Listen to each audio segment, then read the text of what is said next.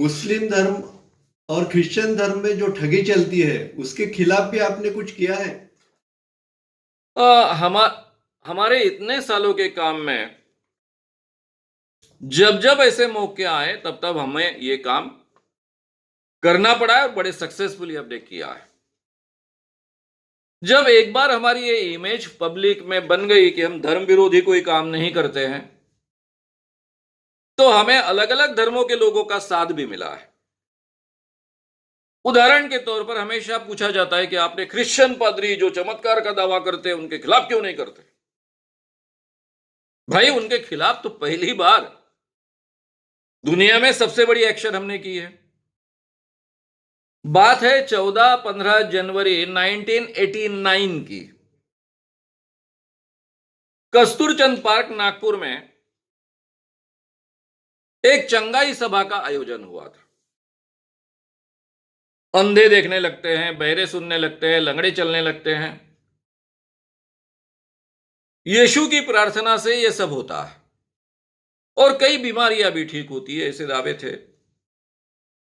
वैसे पोस्टर्स लगे, पत्रक छपे, लोगों में बांटे गए। मेरे संगठन के लोगों के पास ये पहुंचे और उमेश बाबू चौबे, हरीश देशमुख और बाकी सब हमारी गैंग की गैंग, अखिल भारतीय अंधश्रद्धा निर्मूलन समिति के कार्यकर्ता, पहले तो उन्होंने आंदोलन किया।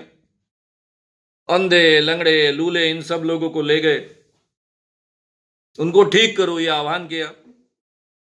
और तब तक हमें drugs and magic remedies act मिल चुका था, 1954 का केंद्र का कानून, और उसका उपयोग हम करने शुरू कर दिए थे। उस कानून के तहत हमने कंप्लेंट दायर की। इसमें 5 मिशनरीज थे। भारतीय मिशनरी था सतीश राय बोर्डे। बाकी के जो 4 मिशनरी फॉरेनर्स थे उसमें मार्टिन ब्ल्यूमन, रेवरेंड माइक इजिन्स रोजन, सिस्टर जूडी सच, यानी मार्टिन ब्ल्यूमन, रेवरेंड माइक इजिन्स रोजन और सिस्टर जूडी सच, ये 4 फॉरेनर्स थे। इनमें से कम 3 अमेरिकन थे और ये 5 लोगों को अरेस्ट हुई और उन पर यह गुनाह दायर किया गया। फिर मार्च 1994 में भी इस ढंग की एक चंगाई सभा कस्तूरचंद पार्क में फिर से हुई। शायद ये लोग पुरानी बात को भूल गए थे, बीच में 5 साल का समय निकल गया था। फिर से हमारी ओर से कंप्लेंट दायर की गई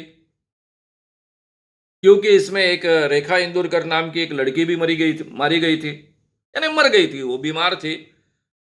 इन लोगों ने उसको नहीं मारा लेकिन वो उसको बचा नहीं पाए, इसलिए हो हल्ला भी हुआ था और इसके भी खिलाफ हमने कंप्लेंट दायर की, उस पर भी एक्शन हुई। बात है 90 के आसपास की। मैं मुंबई शिफ्ट हो चुका था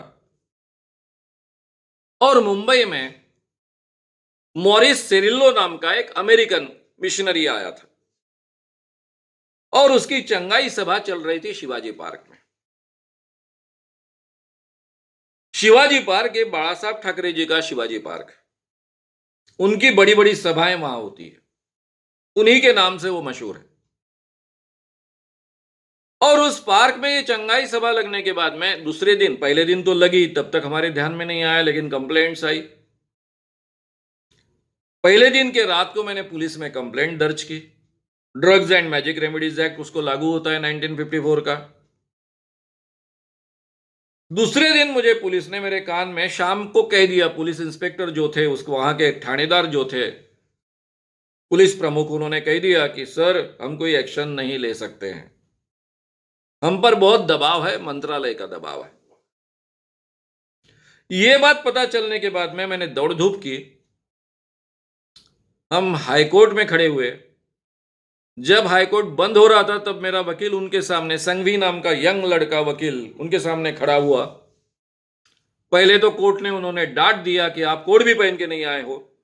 फिर उसने सिचुएशन सामने रखी और कोर्ट ने घर जाने के बजाय बात को सुनना पसंद किया और देरी तक रुककर उन्होंने लिखित रूप में निर्णय दिया कि इस कानून के तहत ये गुनाह होता है और आपने तुरंत रजिस्टर करना चाहिए ऑफेंस और अरेस्ट करनी चाहिए। वो कोर्ट का निर्णय लेकर मैं पुलिस कमिश्नर मुंबई से मिलने गया। उन्होंने एडिशनल कमिश्नर को मिलने को मुझे कहा। एडिशनल कमिश्नर जन्म से मुस्लिम थे। पहले हमारा आधा घंटा तो झगड़ा हुआ।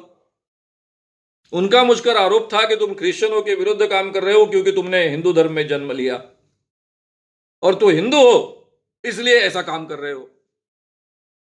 मुझे समझाना पड़ा उनको कि भाई हमेशा आरोप तो मुझ पर उल्टा होता है, हम सभी लोगों पर उल्टा होता है कि आप हमेशा केवल हिंदू लोगों के खिलाफ काम करते हो। अभी आप मुझ पर आरोप कर रहे हो कि तुम हिंदू हो इसलिए दूसरे धर्म के खिलाफ के लोगों के खिलाफ काम कर रहे हो। बहुत समझाने के बाद में उन्होंने एक्शन लेने के लिए तो मान्यता नहीं दी, लेकिन मुझसे कहा कि हमें जो कर सकते हम करेंगे। और उसी रात को मॉरिस सिरिल्लो को अमेरिका भेज दिया गया, उनको डिपोर्ट किया गया। यानी पुलिस ने उन पर एफआईआर दर्ज कर उनको अरेस्ट करने का आगे का जो काम होना चाहिए था वो नहीं हुआ।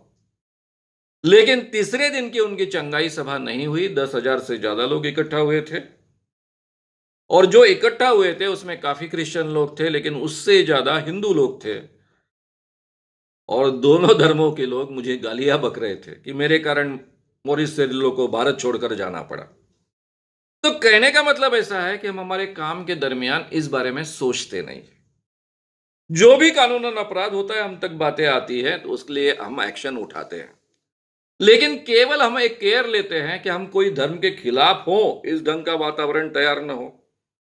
जब हम क्रिश्चियन लोगों के खिलाफ कंप्लेंट करते हैं तो हमारे साथ में क्रिश्चियन लोगों में जो रैशनल लोग होते हैं या फिर अलग ढंग से विचार करने वाले लोग होते हैं, ठगी के खिलाफ काम करने की इच्छा रखने वाले लोग होते हैं, उनको अपने साथ जोड़ लेते हैं।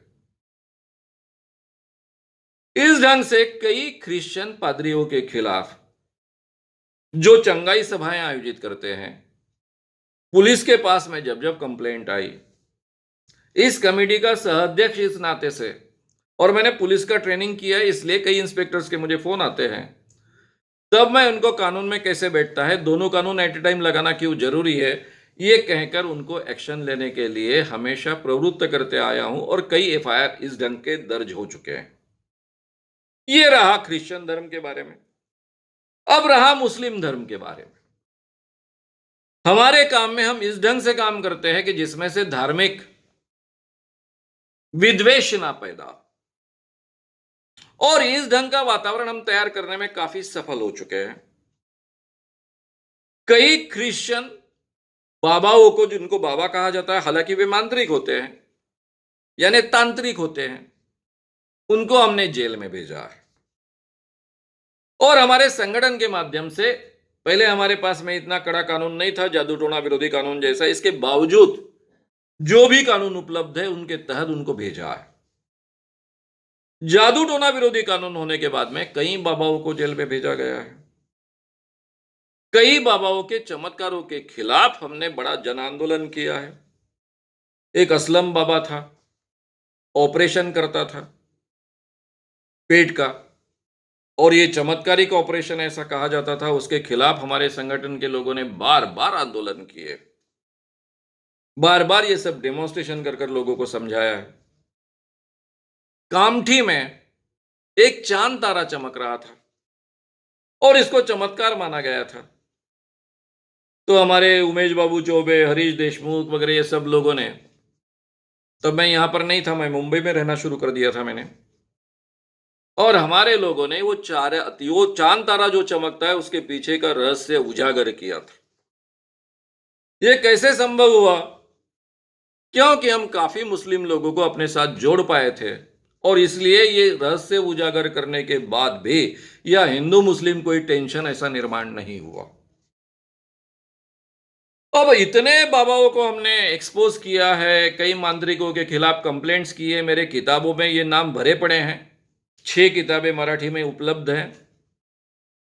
अभी अभी नागपुर के आसपास जो केसेस दायर हुई उसके कुछ नाम आपके सामने मैं पेश करना चाहूंगा।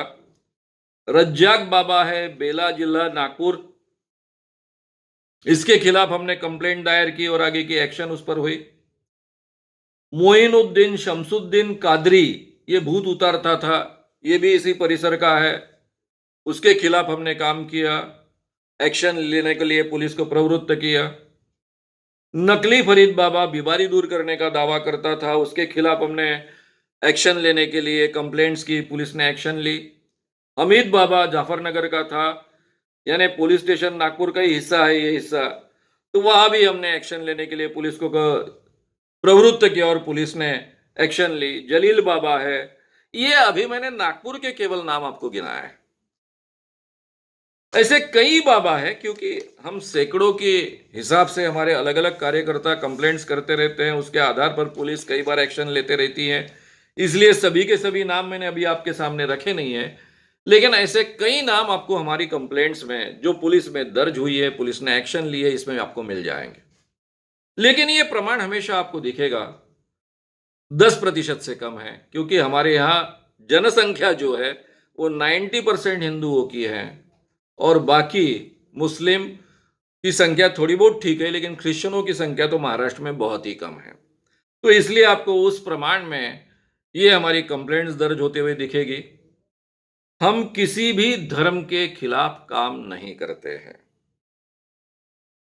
भगवान के बारे में, भगवान के खिलाफ बात नहीं करते हैं, केवल ठगी के खिलाफ काम करते हैं। और जब हमारे पास ऐसा किसी और धर्म के लोग ठग रहे हैं ऐसी बात आती है, तो वहां भी हम एक्शन लेते हैं। ये हम बार बार 40 सालों के काम में हम सिद्ध कर चुके हैं।